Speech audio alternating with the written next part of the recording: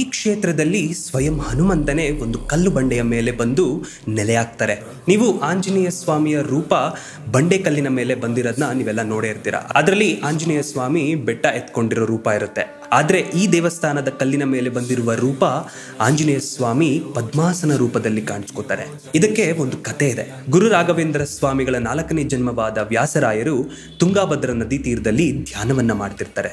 ಧ್ಯಾನ ಮಾಡೋ ಸಮಯದಲ್ಲಿ ಒಂದು ಕೋತಿ ಯಾವಾಗ್ಲೂ ಬಂದು ಅವ್ರಿಗೆ ತೊಂದರೆ ಕೊಡ್ತಿತ್ತಂತೆ. ರಾಯರು ಅದನ್ನ ಓಡ್ಸಕ್ಕೆ ಪ್ರಯತ್ನ ಪಡ್ತಿದ್ರು ಕೂಡ ಅದು ಹೋಗ್ತಿರ್ಲಿಲ್ವಂತೆ, ತುಂಬಾ ತೊಂದರೆ ಕೊಡ್ತಿತ್ತು. ಆಗ ಅವರು ಒಂದಿನ ಧ್ಯಾನದಲ್ಲಿದ್ದಾಗ ಆ ಕೋತಿ ಬೇರೆ ಯಾರು ಅಲ್ಲ, ಸಾಕ್ಷಾತ್ ಆಂಜನೇಯ ಸ್ವಾಮಿಯನ್ನ ತಿಳಿತಾರೆ. ಕೋತಿಯ ರೂಪದಲ್ಲಿ ಬಂದ ಹನುಮಂತನನ್ನ ಹೇಗಾದ್ರೂ ಮಾಡಿ ಪ್ರಸನ್ನ ಮಾಡ್ಕೋಬೇಕು ಅಂತ ಹೇಳಿ ವ್ಯಾಸರಾಯರು ತಮ್ಮ ಯೋಗ ಶಕ್ತಿಯಿಂದ ಒಂದು ಆಂಜನೇಯ ಯಂತ್ರವನ್ನ ಬರೀತಾರೆ. ಹನುಮಂತನ ಧ್ಯಾನದಲ್ಲಿರ್ತಾರೆ. ಆಗ ಕೋತಿಯ ರೂಪದಲ್ಲಿ ಬಂದಿದ್ದ ಹನುಮಂತ ಆ ಯಂತ್ರದೊಳಗೆ ಬಂದು ಯೋಗ ಮುದ್ರೆಯಲ್ಲಿ ಕುತ್ಕೊಬಿಡ್ತಾರೆ.